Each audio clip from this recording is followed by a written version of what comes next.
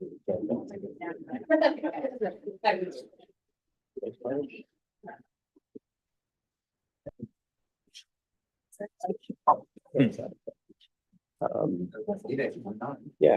so I will call to order the budget hearing for Montgomery County's 2026 proposed budget.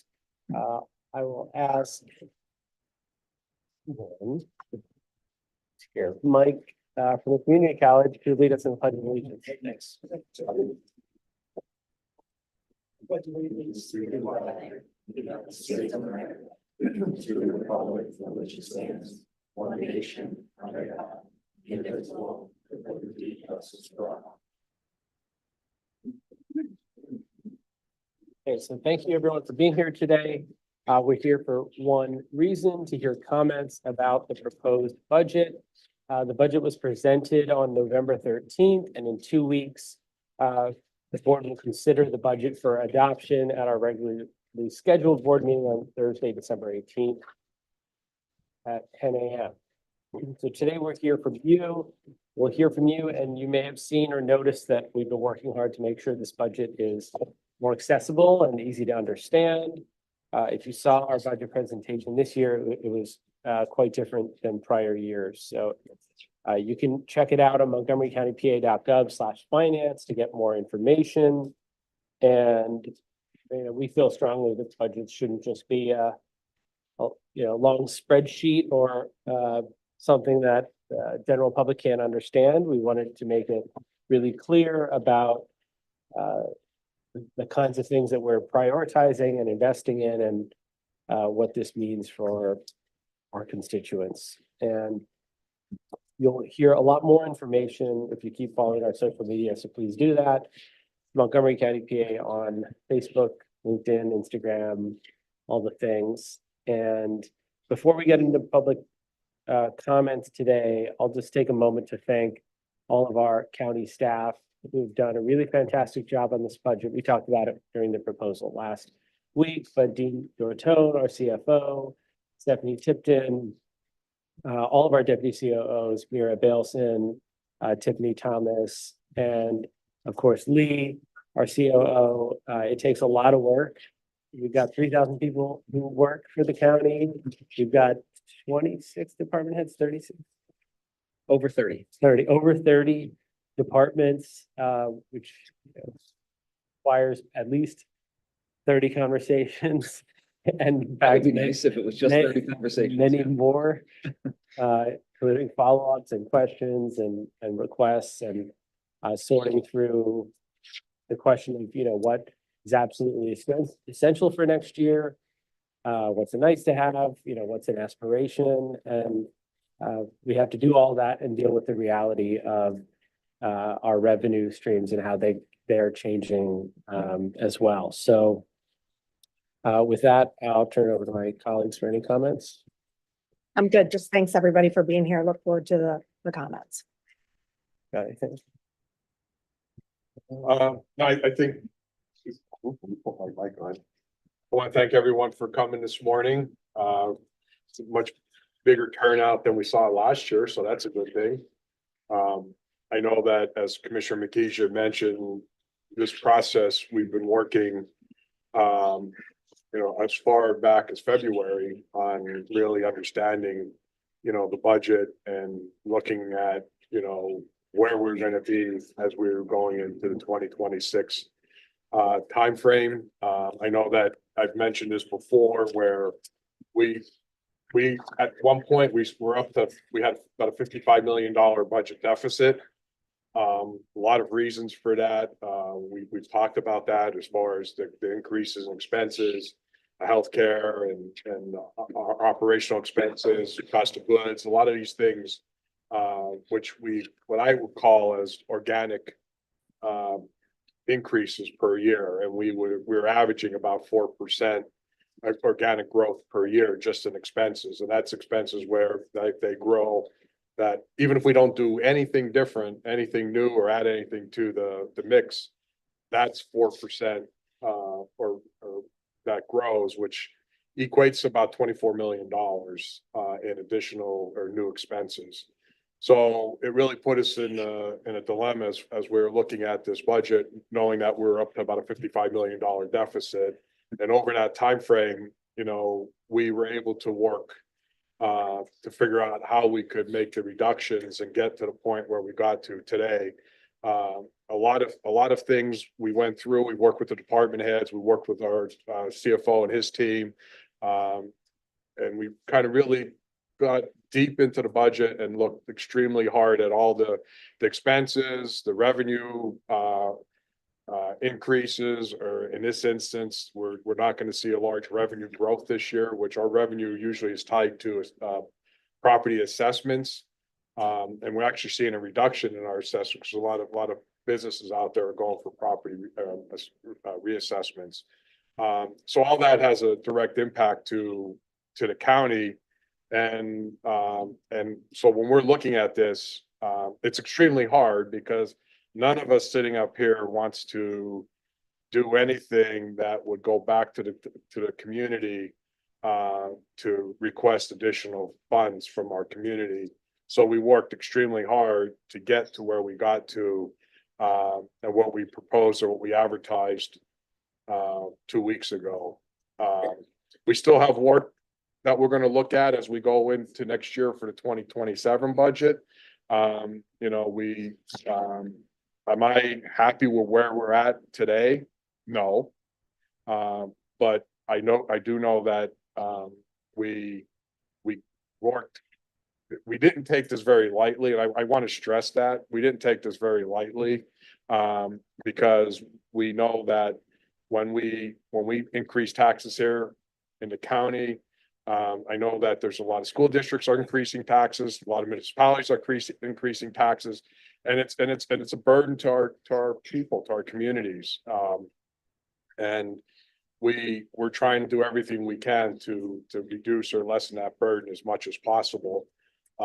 So I'm really anxious to hear your comments, and answer any questions we could answer, but I know that we were able to shave off of that $55 million deficit. We were able to shave off over $30 million in reduction of spending. And that includes, because people have asked me, that includes a reduction in some positions as well, that we looked at that were not filled at this point in time. And we looked at, could we or should we, you know, remove those off the rolls, and we did that. So a lot of different parts of the county that we dove into to figure out where we could reduce that $55 million deficit. No, absolutely. All right, so I will turn it over to Team. Do we have any public commenters? Bill Henderson.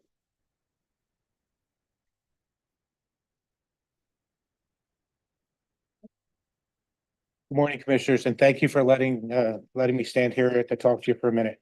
My name is Bill Henderson, and I'm representing the Montgomery County Municipal Fire Officers Association. I grew up and live in Narberth, and I work in Lower Merion Township. There are two additional members of the Montgomery County Municipal Officers Association with me, Matt Markman from Limerick and Connor McCann from Upper Gwynedd. To make the meeting go a little faster and not waste your time, I'm going to be the only one that speaks. We're here to support your commitment to all public safety partners in Montgomery County, but especially the fire service. We support the proposed interest-free loan program for 2026 for first responders to purchase new public safety radios, since the current models are all approaching the end of service life. We had a great program where we got those radios a few years ago, and unfortunately they're not making replacement parts for those radios. As I'm sure you're aware, fireground communications, especially the lack of fireground communications, are one of the biggest safety concerns for firefighting.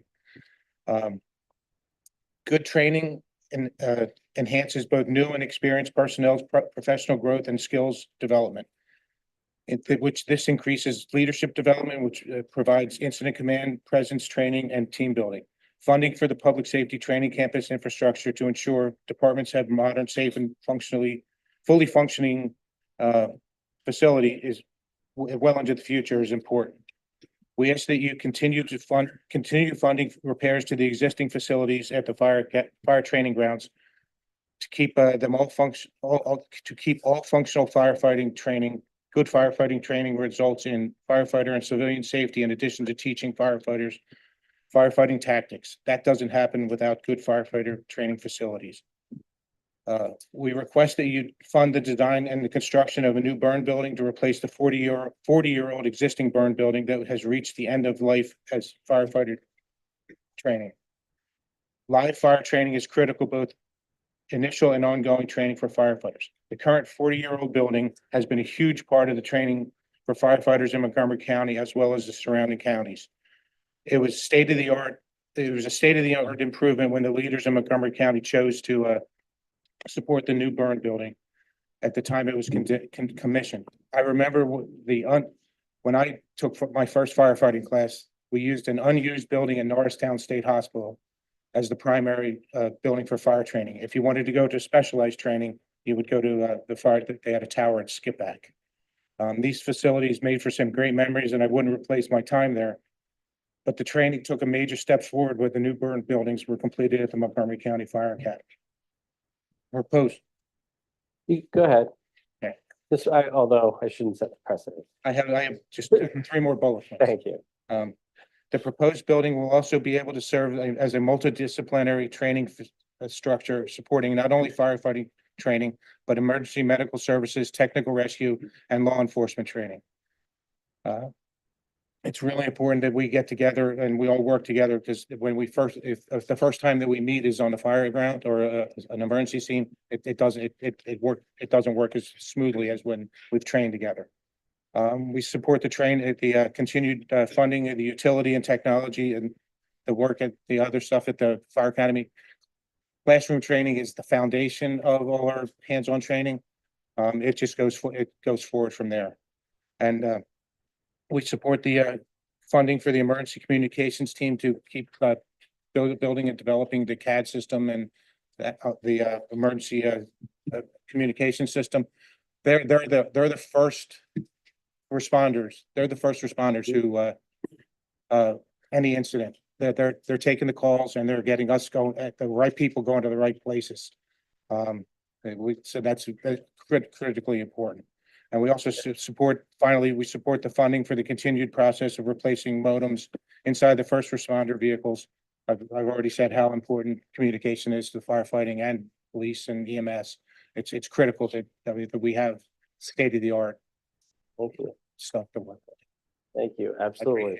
Thank you. We're glad to put it in. I know there's 6 million for the radios, and I think it's been 10 years since the last time we did that. And It has been a while. and much I more. was gonna say 10 years. It seems like it was yesterday, but time flies. Thank you for your service too. Thank you. Mike Jackson.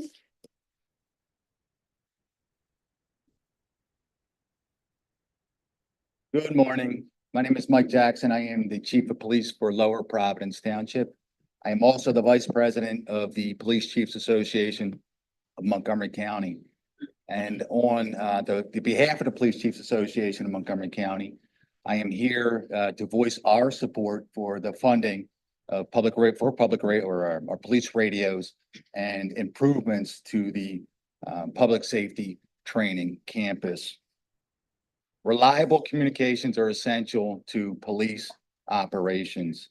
Purchasing radios in bulk allows for better pricing, which ultimately saves taxpayer dollars and ensures that every municipality in Montgomery County can afford the equipment needed to keep our communities safe. Enhancing the public safety training campus will provide first responders with modern, well-equipped environment to train across all disciplines, not just police, but fire, EMS as well. This investment directly improves performance, readiness, and the quality of service that we can provide to our residents.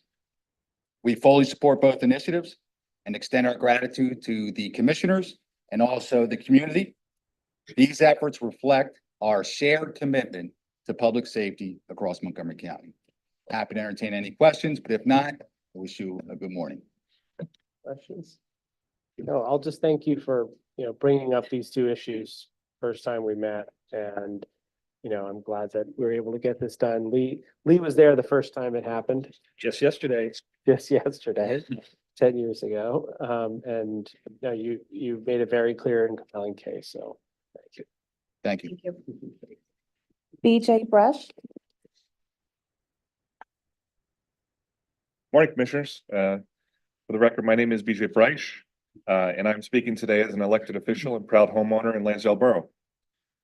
My opinions are my own and not representative of any official action of Lansdale Borough, but it is my strong opinion that the community shares these values.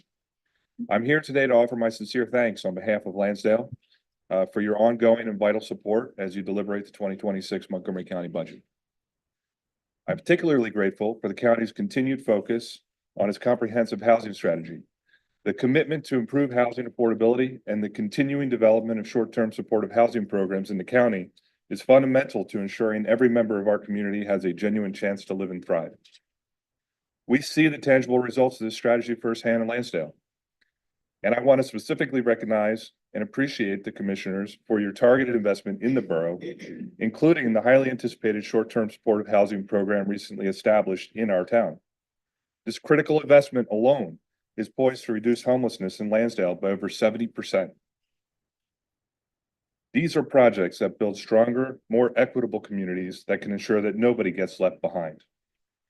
In addition to housing, we deeply value the county's support for connectivity and accessibility, especially within our beloved park system. A few weeks ago, I personally witnessed for the first time an individual enjoying our local Memorial Park in their wheelchair. This beautiful moment was made possible by the county, which awarded Lansdale with $250,000 to pave and provide critical ADA accessibility improvements to 3 of our community parks. This investment is clearly making a direct positive difference in the daily lives of our residents. Admittedly, I have yet to comprehensively scrutinize the draft 2026 county budget. But for those of you who know me, I will. I am extremely pleased to see that your core values, housing stability and accessible infrastructure, continue to be strongly upheld and carried through in this new plan. Building communities for all requires dedication and partnership. I proudly consider myself and Lansdale Borough a strong and committed partner with the county commissioners in continuing to support the essential work for the future of Montgomery County. Thank you for your leadership. Thank you so much. Next comment. Jay Flesac. Thank you. Janet Flesac, Lower Salford. Thank you, Commissioner, for my opportunity to speak to you today. One of the things is about headcount, and you addressed that, Commissioner DeBello, in eliminating some of that headcount that hasn't been fulfilled. So I'm not sure of the utilization of the headcount, but I would appreciate that you take a look and make sure that our headcount and resource in our county is effectively utilized. The other comment that I have is Commissioner Mahicha. I understand that you obtain car service for conducting county business. So I don't understand that that is allowable. It's my understanding that that's not allowable. So I request that you don't do that anymore and that you reimburse the county any expenses that you received in that regard. Thank you. I think you're referring to security protocols. Go ahead. Sandra Levine.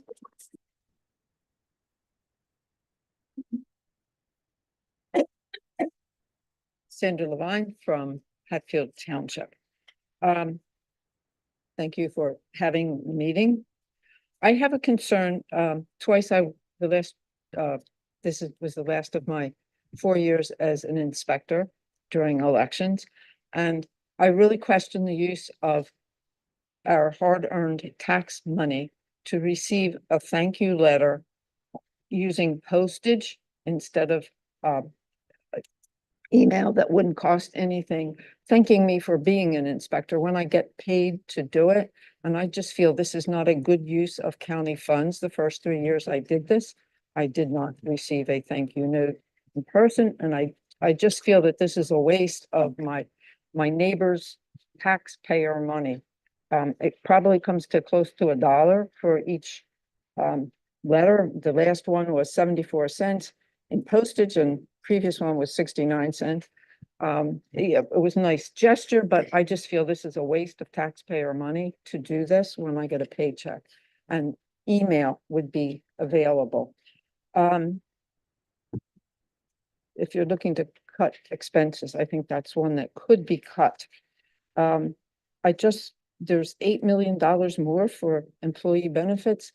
I wonder if we need all the new hires that we have recently done with positions that were not traditionally covered, whether it's DEI or immigration officials.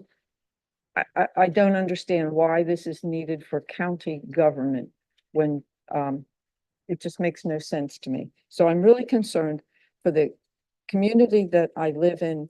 They're very hardworking, working two jobs. They don't have money for childcare. Their rents go up or their taxes go up, and they're pinched all the way around. We're not an affluent little area where I live. There are other places that have lots of money, and a little extra money doesn't matter. But I really would like the commissioners to think very hard about the positions that we've added that are not traditional. Thank you very much.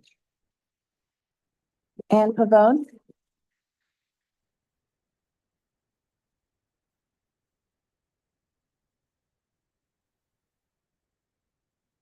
Morning, Commissioners. My name is Ann Pavone. I'm the president of the Board of Commissioners in West Norton Township. I'd like to tell you a story about how meaningful collaboration between our residents, our township, and Montgomery County can lead to real tangible improvements in our community. In 2024, one of our residents, Sean Golis, approached the board with a request to present some concerns and ideas regarding pedestrian safety in a specific area of town. He had taken the time to study the issue carefully, gather photographs, and prepare a PowerPoint presentation outlining several thoughtful, well-researched recommendations. The quality and clarity of his suggestions were so strong that our township manager took his plans and sent them in as is, as the basis of West Norton's application for a Montco 2040 implementation grant program. Because the ideas came straight from a community member, our application carried an authenticity and clarity that truly strengthened it. Thanks to that effort and thanks to the county's willingness to invest in projects that prioritize safety and mobility, West Norton Township was awarded the grant. We recently received the funding to begin implementing the improvements that Sean envisioned. What started as one resident's desire to make his neighborhood safer has become a fully supported project, one that will improve walkability, enhance safety, and serve families, seniors, and students for years to come. This is a powerful reminder that when residents take the initiative to engage and township staff recognizes and elevates good ideas, and when the county supports municipalities in turning those ideas into reality, we can accomplish so much more. On behalf of West Norton Township, thank you for your continued partnership and for supporting initiatives that help improve the quality of life for our residents. Thanks. Thank you. Dr. Bestecki Perez,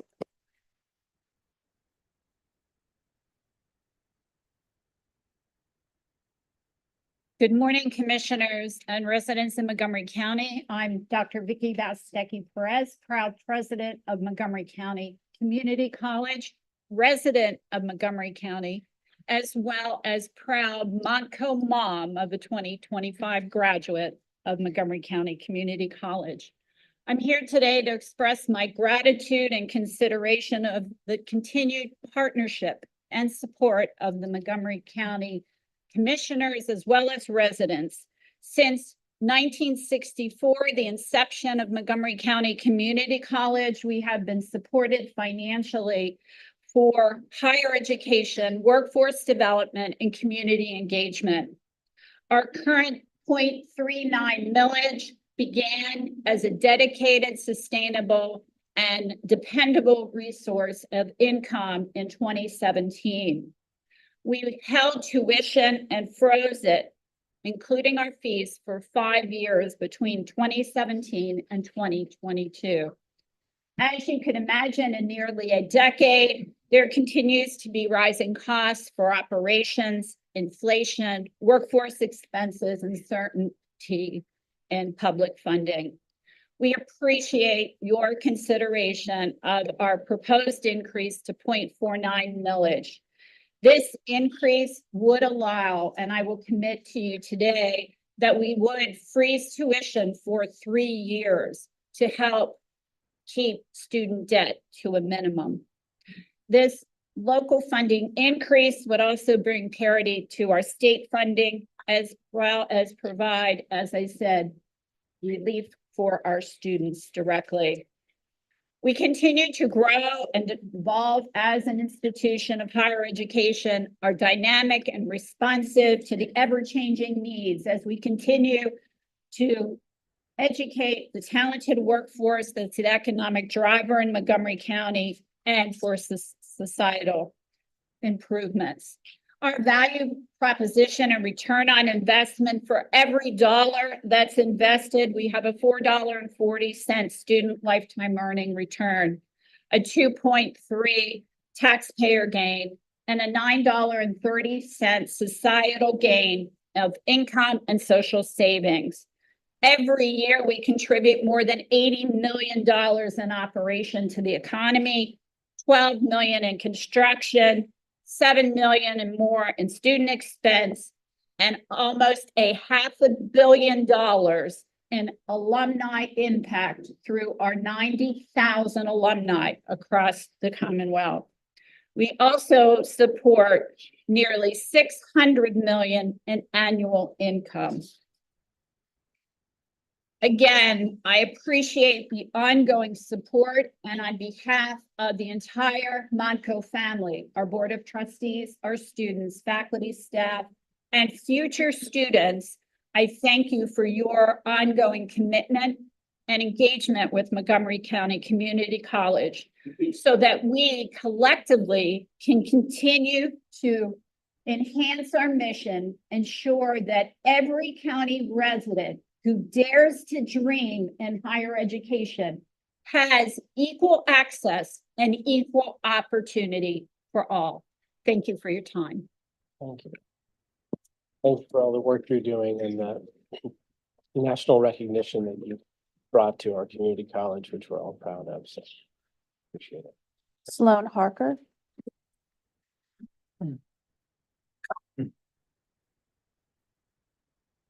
Morning. My name is Sloan Harker, and I'm a second-year student at Montgomery County Community College. When I first started at the school, I was at a point of transition in my life. I had taken some time off from school and wasn't sure where I stood in the academic space, in the professional space. And I was looking for somewhere that I could take some time, work at my own pace, and discover all the opportunities that are available for me professionally. And I think Montco is the best place possible for students to get that experience. Academically, I have experienced one of the best schools and the best educations I have throughout my academic career. In the classroom, it seems as though we are getting a personalized education. We're getting the same rigorous education that we would get at any other school, but it seems as though the professors have a personal stake in our success, and they're really pushing us to develop both academically in the classroom and professionally. I have gained so many professional opportunities through Montco as well. Through my time working with the accounting department as a student support specialist, I've been able to grow myself both within my professional development and make so many career connections that I wouldn't have otherwise gotten if I wasn't both a student and a faculty at Montgomery County Community College. I recently had the opportunity to speak on a panel at a convention hosted by the Pennsylvania Institute of CPAs. And that was something that was recommended for me from a mentor who's also a professor of mine at Montgomery County Community College. And there's been so many other opportunities, both academically and professionally, that I've gained through my time at Montco, and so many other students have as well. So it seems like the school is really pushing us to develop ourselves both in the classroom and outside. It's not just a place where you're going to go and you're going to sit through a lecture and do some homework and go home and that's it. This is a place where we're growing ourselves pre-graduation and getting ready for the workforce. And it's been really a really great asset for myself and so many other students. Another thing that really drew me to Monco was the sense of community that I knew was fostered on campus. We have so many great organizations that are on campus, both socially, academically, professionally, and culturally, that connect students at all different stages of life, both within the Monco community and the outside Montgomery County community, which has been such a great thing to be able to meet other people and make these connections and grow ourselves together as students and as professionals, and to be able to participate in these extracurriculars have been amazing for me and has grown me so much, and I'm very grateful for that. And another thing that really did blow my mind about Monco, which is something I wasn't anticipating going into it, was all of the resources that are available to students that is just unmatched from other schools. Both the academic support we receive and the financial support we can receive, and also the wellness support, which is such a huge thing that I know other schools don't necessarily have at the level that Montgomery County Community College does. The access to resources that students have that I've experienced and I know has been life-changing for other students has been amazing. And I think Montgomery County Community College is a great asset to this county, to this community, and it really exemplifies the professionalism within our community and in our county. And 3 minutes is not a long time. I could honestly talk for hours about how amazing Monco has been, and it's such a great school for me. And I just think it's a really great asset to our community. So I thank you for your time. Thank you so much. Okay. Deborah Panko.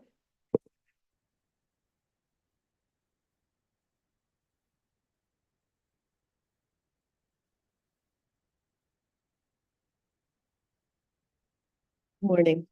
I'm Deborah Sines Panko, and I'm on the Borough Council in Jenkintown.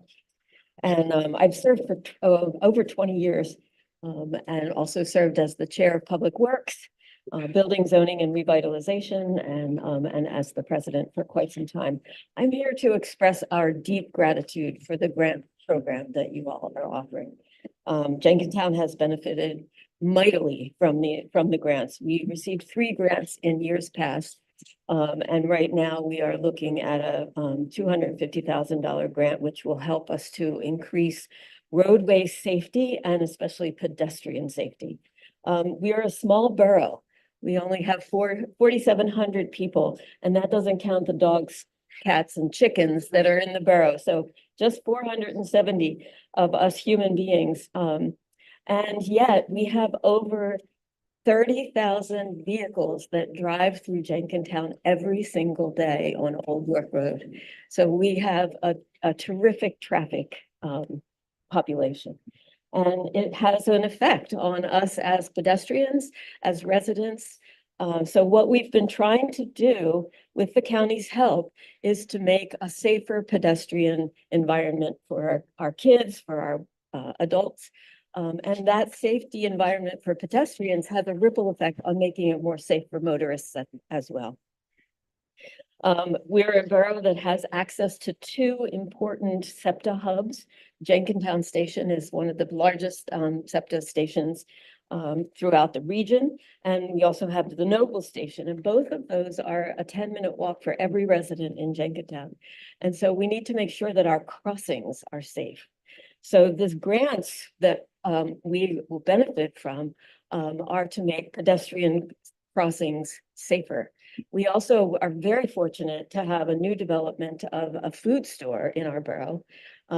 It's unheard of. It means that our kids can walk to the grocery store and pick up a half gallon of milk for their parents.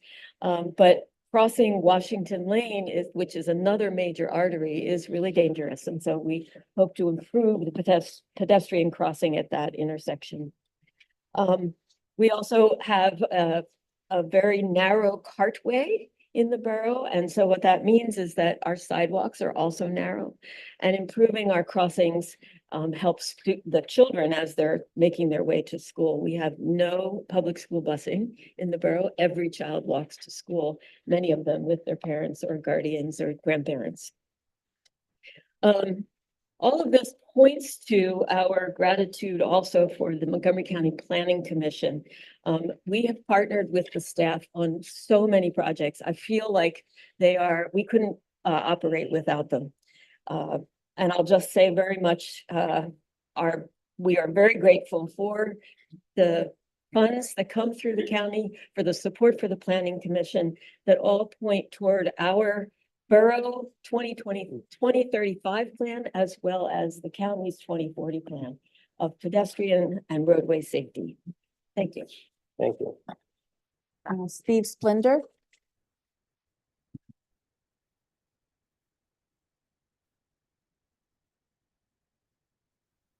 Hi, I'm Steve Spindler, also from Jenkintown Borough. And I am not a money person, so I know this. But I think that the people that you hire, we have Claire Warner and Marley Bice. They were both working with our planning commission to make Jenkintown better.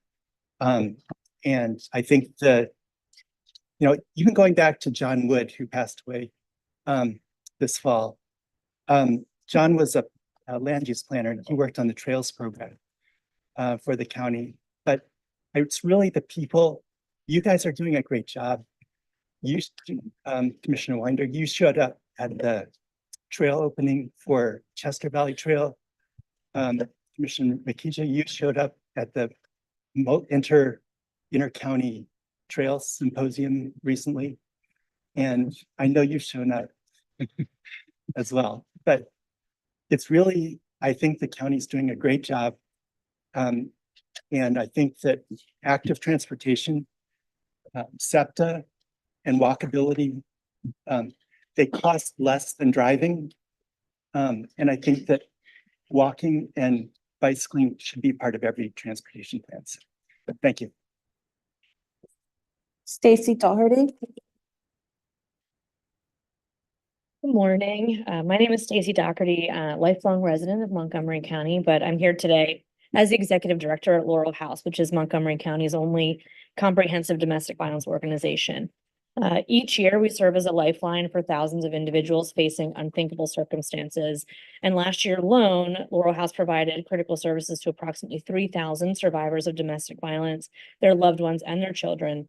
And we answered more than 3,600 hotline calls from individuals in crisis who needed immediate guidance, safety, and hope. Our work spans the full spectrum of support. We provide crisis response, legal and medical advocacy, therapeutic counseling, and community prevention education. We also own and operate the county's only domestic violence specific shelter, as well as transitional housing to help survivors rebuild their lives with stability and dignity. In a county of over 800,000 residents, where statistics tell us that 1 in 4 women and 1 in 7 men will experience domestic violence, the demand for services is pretty staggering. Every day, Laurel House staff work tirelessly to meet that need, and we could not do this work without the steadfast partnership and investments from Montgomery County.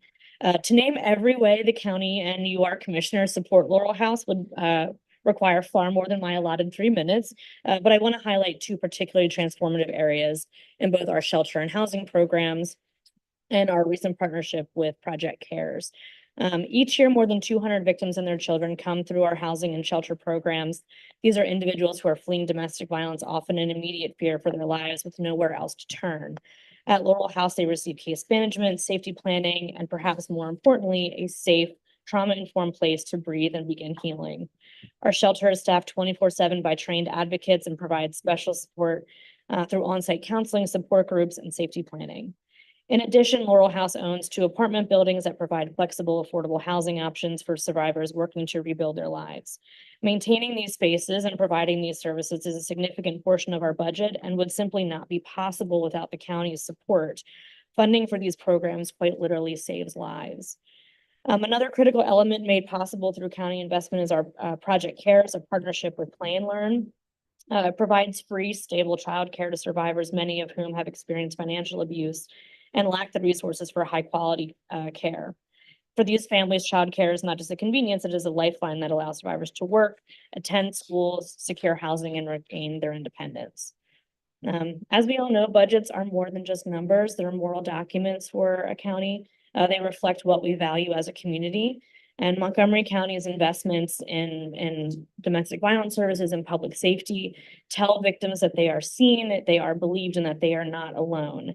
Your foundation forms a foundation for their healing, stability, and independence. So I thank you for believing in our work. Your investments in survivors is an investment in stronger families, safer communities for victims, neighbors, and first responders, and a future where violence has no place in Montgomery County. Thank you. David Reish.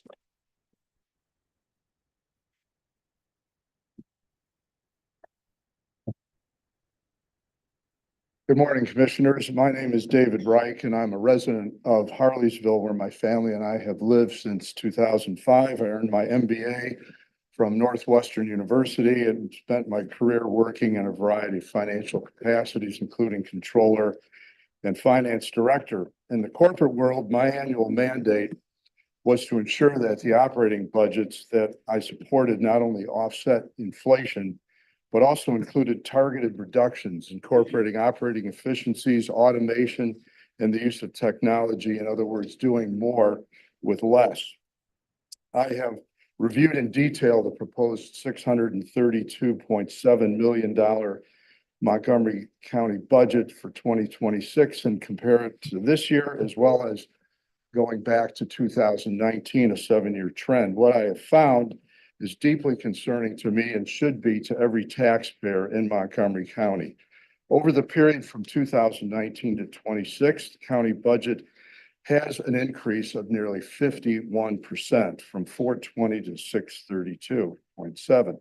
You could say, well, that's due to inflation and organic population growth, but that's only 38% of the increase. So the county budget is really growing in real dollars, 13%. To fund this increase, real estate taxes are up over 55%. So rather than becoming more efficient and doing more with less, the county government appears to be on a mission of expansion and intrusion. So my question to each taxpayer watching this is, are you really receiving 55% more from your county in hard-earned dollars since 2019? Well, what would cause such an increase of this magnitude? The county's budget is divided up into 7 different major budgets, and I want to focus on one in particular, and that is administration, which is up a shocking 102% since 2019. It's gone from 53.2 million and is proposed to be 107.5 next year, an increase of 54.2. Even adjusted for inflation and population growth, that's an increase of nearly 33 million. So why would the county government need to grow such a magnitude unless it was expanding existing activities or taking on new ones? The admin budget, the 107.5, had 16 departments back in 2019. Now it has 20. The additional 4, including next year's new one, external affairs, costs the county $5 million. Among the 16 that did exist back in 2019, 12 of them are up between 60 and 217%. And the one that's the largest increase is the commissioner's very own budget, 217%. So I ask you folks, why is that the case? The commissioner's budget has gone from 3.4 to 10.7. That is an increase of nearly 3 times. Seems to me, Mr. Reich, we're past the 3. Let me finish. I have one short paragraph left. It I did seems to let me it there's go on. no justification for much of the past and proposed budget increases that exceed inflation and population growth. So I'd ask those responsible for putting the budget together to revisit what is really necessary and seek ways to become more efficient. Shannon Nation Isaacs. was founded on the principle that government, while ahead. necessary, is. Shannon Isaacs. Thank yes. you.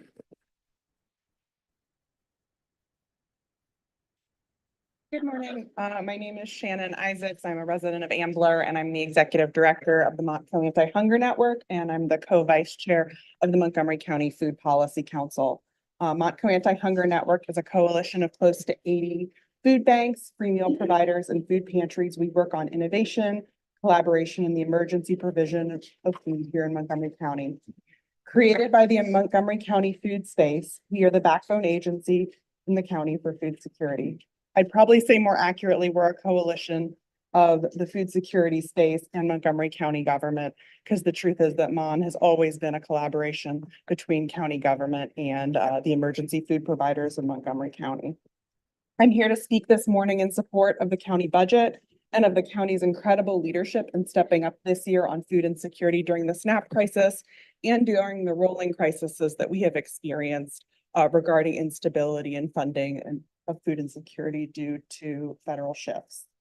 Montco Anti-Hunger Network remains dedicated to collaboration among the food security space with our fantastic partners at the county, because we know that collaboration exponentially increases the system-wide capacity and reduces food insecurity. I would like to thank the county and the county commissioners on several counts for their support in the past year.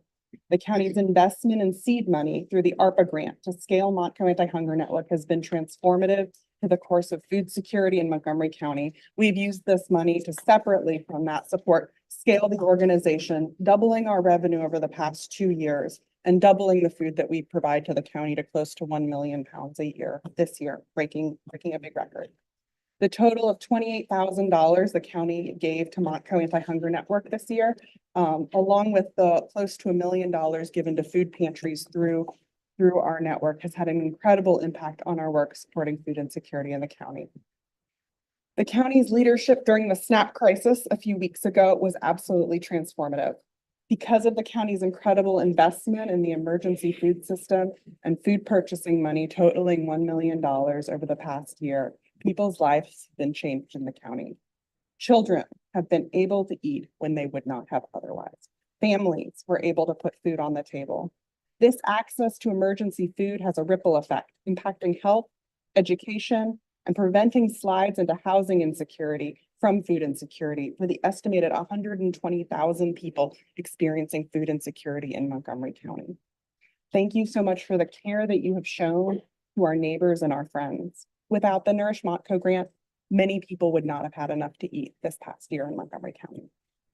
Montgomery County has a multidimensional poverty problem. The county's rapid action to address this issue of multidimensional poverty, a poverty that intersects housing, food, education, economic opportunity, and public health, has been tremendous. It has been a privilege to work with the county to co-launch the Core Community Council, which is in the past year, which is a council of all of the emergency food space. Thank you again to the county leadership, including Commissioner Winder, Makisha Diabello, Mr. Soltisiak, for all your leadership on food insecurity this year. It's truly changed the. Jacob McCree is next. Thanks so much.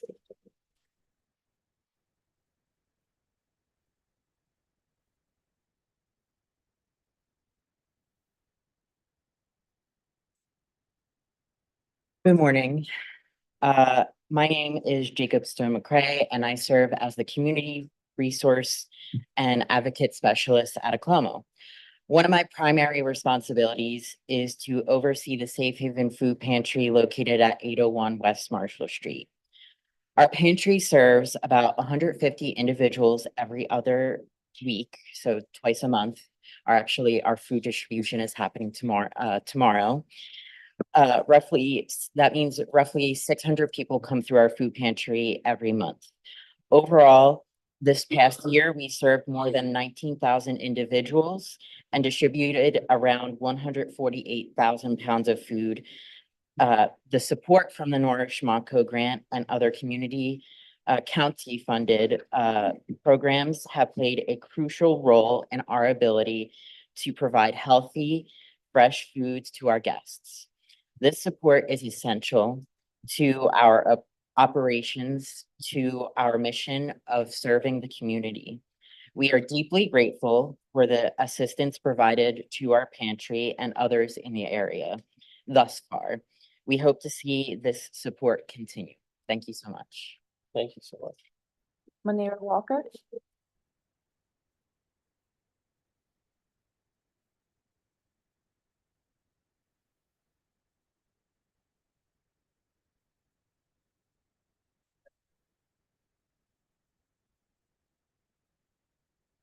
Good morning, Manira Walker from Neighbors Helping Neighbors on the Main Line in Ardmore.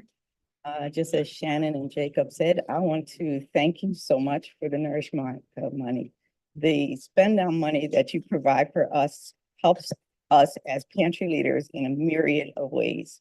Going into winters are always a time of insecurity, unsurety, and having the ability to have funds that we can draw down on the weeks when we out of nowhere have no food to give to people has been a tremendous, tremendous help. During this SNAP pause and all the uncertainty this year already, really for us leaders, we felt like we were going through the COVID period again, literally. We were so unsure about what we were going to be able to do to provide for people, and the people were in a panic. Knowing that we had the Nourish Monco money in our back pocket to be able to support our efforts at the drop of a dime gave a level of support to us as leaders. We are just getting over mentally and physically all the strains of COVID and the recovery period. And to be forced in this position again has literally taken a real toll on those of us who are in the foods, in the sector who service people. And then having to give them mental and physical support while we're supporting them with the food is a component that I think a lot of people don't realize and don't think of sometimes. So having the support of you guys is just, I can't express how much it has meant to us and continues to mean to us. I hope that it will continue. We have the years ahead that we don't know what they're going to look like either. And just knowing that you guys have a really good slate. I say it all the time. You're a really great slate, and we really feel your support. So knowing that you're behind us, knowing you're with us, and knowing that we can count on us is helping us to keep going. So I cannot reiterate enough how much that means to us. And unlike how someone else said, I appreciate the personal touches. So a letter in the mail for me is something that's very special, because in this very techie world, I think it's very important that we all stay personally connected to each other and show each other how much we appreciate each other. And we all work together to help every single citizen who needs our help. So thank you again. And I hope that this will continue. Thanks so much. Thank you very much. Really appreciate it. And thank you for all of your work in the hunger space at this time now. 120,000 people, as Shannon mentioned. Never been more important, and we're glad to support you. David Morgan.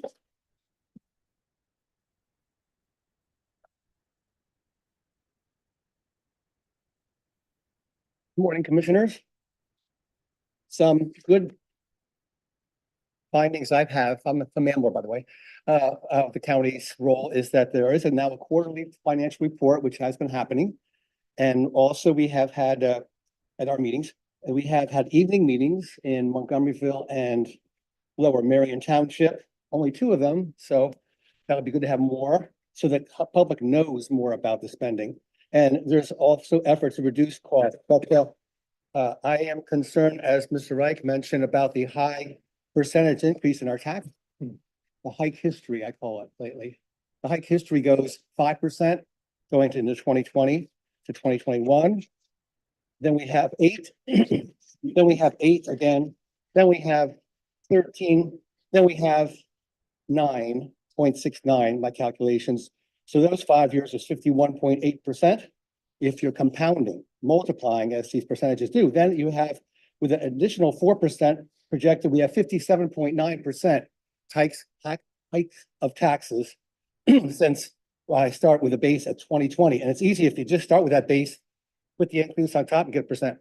You can see that's really close to 60%. So imagine doubling in a decade, it's going to double. And I just found out that Bucks County has 0. 2026, 0% increase. Norristown School District reported here at 0. So there are ways of dealing with the cost challenges. One is that to really look at this new position situation, because in January, the first meeting of the year, we had all these new positions, which I would think mostly go over budget. And many solicitors are in there, and external affairs was mentioned, and policy positions. So there's additional ones that you'll find on the back table. If you look there when you come in, you'll find in March, there was an addition too in new positions of all these here. And then in May, there's a position such as a director of talent management or labor liaison, which could go up to 134,000 per position. So these have pensions and they have healthcare costs. And so to look at retirements and merge these positions as Bucks County has as a goal, look how we can best use our staffing that is just not spread and instead reduced. So that also we have a comprehensive look at the all the Justice Center costs and the county campus plan. That's an awful big undertaking. We could have more transparency. We have Skidmore, Owens and Merrill, which was designing, is still involved in tens of millions involved with that. And that's an outside firm around Washington and New York. We have, fortunately though, a no vote last time on the budget by Commissioner DeBello. So he is looking out for us, the fact that renters and businesses have to pay more. Thank you. I say revise before next meeting, revise this budget so it's better even. Okay, we have one more on Zoom, Claire Higgins. Claire, can you hear us? Yep, thank you so much. Sorry, I was having trouble unmuting. Hi, everyone. My name is Claire Higgins, and I am the director of the family teams at HopeWorks, which is a peer-led service organization based out of Norristown. I'm here to speak both professionally and personally about the meaningful impact of Montgomery County's continued investment in crisis services for families and youth. Personally, our family navigated the behavioral health systems for 2 of our 8 children, both of whom came to us through adoption and with significant trauma. For many years before that, our lives looked typical. Things were steady and peaceful. We didn't even know what crisis services were. However, as time went on, things became so much worse. The smallest disruption could lead to hours-long meltdowns. Neighbors who witnessed the turmoil called authorities out of fear or misunderstanding. There were even times when we called the police ourselves simply because we did not know what else to do. We spent hours in the emergency room surrounded by trauma and chaos, only to be told, sorry, but we can't help you here. Crisis replaced peace in our home. I was exhausted and defeated, and I couldn't do it alone. The support of individuals who knew how to help us navigate through this changed everything for us. Our children are now thriving, independent adults who have the skills they need to live well. I have deep and abiding gratitude for everyone in this county who helped us weather that storm. And because of their profound impact, I have dedicated my career to peer work, where together with my team, we support nearly 1,000 Montgomery County families every year, all of whom are on their own journey to wellness. And this is only a fraction of the number of families that need our help in the county. Each family story is unique, but the themes are movingly familiar. Children who are overwhelmed by their emotions, parents who are exhausted, isolated, and unsure of where to turn. We can walk alongside families on this journey, and that support is invaluable, but sometimes it isn't enough. Sometimes the families need support of trained crisis professionals who can help them catch their breath, steady themselves, and begin to rebuild. This is why I am asking for continued support for our most critical crisis services. Our mobile crisis teams already play an essential role in the crisis continuum. And now with the development of the Emergency Behavioral Health Center, the county is taking the next crucial step. This center will give families a safe and dedicated place to go when they need it most. Families in crisis are not to be feared. They are facing unimaginable circumstances, but they love their children fiercely and are doing the best they can.